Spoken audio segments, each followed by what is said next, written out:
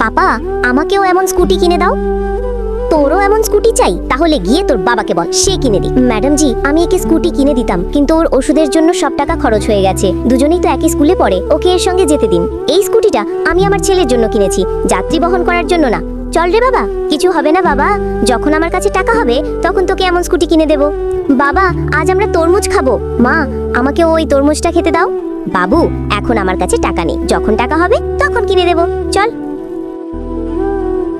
বাবা, এটা নিয়ে যাও, ওই ভাইয়াকে দিয়ে আসো তো। কেন পাপা?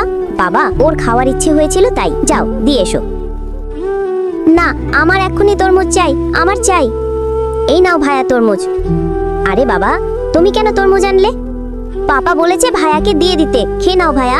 থামো বাবা, আমি আসছি এক্ষুনি। বাবা, এই স্কুটি তুই কিভাবে নিয়ে আসলি? এই ছবিটাকে সুন্দর মনে করলে ভিডিওতে লাইক করে চ্যানেলটাকে সাবস্ক্রাইব করো, এরপরে আল্লাহ লিখো। আন্টি আমাকে দিয়েছেন।